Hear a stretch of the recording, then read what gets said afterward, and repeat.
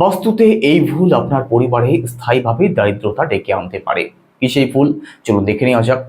তবে তার আগে যদি আপনি একজন নতুন দর্শক হয়ে থাকেন, অবশ্যই চ্যানেলটিকে সাবস্ক্রাইব করবেন। যারা ফেসবুক থেকে দেখছেন, অবশ্যই চ্যানেলটিকে ফলো করবেন আর বেশি বেশি করে ভিডিওটাকে শেয়ার করবেন। তো চলুন আলোচনা শুরু করা যাক। দেখুন, আপনার যদি দারিদ্রতা থাকে, আপনার যদি অর্থের ফ্লো কোনোভাবেই ঠিক না হয়, আপনার যদি কোনোভাবেই সেভিংস না হয়, আপনি অবশ্যই ফলো করে দেখুন। হয় আপনি আপনার বাড়ির প্রপার উত্তর দিকে কিচেন করেছেন, না হয় টয়লেট করেছেন, না হয় সেফটি ট্যাঙ্ক করেছেন, না হয় আপনি আপনার বাড়ির প্রপার উত্তর দিকে লাল কালার কিংবা হলুদ কালার করে রেখেছেন। এটা যদি না থাকে তাহলে চলে আসুন আপনার বাড়ির সাউথ ইস্টে, অর্থাৎ দক্ষিণ পূর্ব দিকে। দক্ষিণ পূর্ব দিকে হয় আপনি টয়লেট করেছেন, না হয় উত্তর পূর্ব দিকে আপনি নীল কালার কিংবা কালো কালারের কিছু রেখে দিয়েছেন, না হয় এই জোনের মধ্যে আপনি নোংরা টোংরা জড়ো করে রেখেছেন। কিছু না কিছু কারণে এই ব্যালেন্সটা ডিসব্যালেন্স আছে, না হয় সাউথ ইস্টে অর্থাৎ প্রপার দক্ষিণ পূর্ব দিকে আপনি জলের কাজ করে রেখেছেন।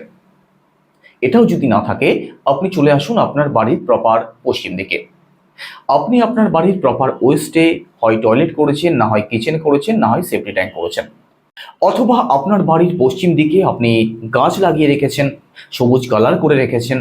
এই সংক্রান্ত দিক থেকে কিছু না কিছু প্রবলেম অবশ্যই আছে। কারণ আপনার বাড়ির পশ্চিম দিক আপনার গ্রোথের দিক, আপনার গেইনের দিক। সেখানটা যদি ডিসব্যালেন্স থাকে তাহলে আপনি যত ইনকাম করুন না কেন, আপনি কখনো সেভিংস করতে পারবেন না। আপনার কর্মজীবনে কখনো গ্রোথ হবে না, গেইন আসবে না। প্রপার উত্তর দিকে যদি সমস্যা থাকে তাহলে কখনো ক্যাশ ফ্লোর জায়গাটা ঠিক হবে না, ইনকামের জায়গাটা ভালো হবে না, গ্রোথ আসবে না। সাউথ ইস্ট আমাদের লিকুইড ক্যাশের জায়গা, লিকুইড ক্যাশ আপনার হাতে আসবে না। অর্থনৈতিক দিক থেকে সমস্যা অবশ্যই থাকবে।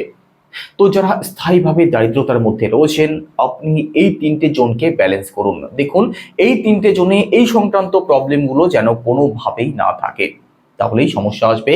অর্থনৈতিক সমস্যা কোনোদিনও ঠিক হবে না। কেমন লাগলো আলোচনা? অবশ্যই কমেন্টে জানাবেন।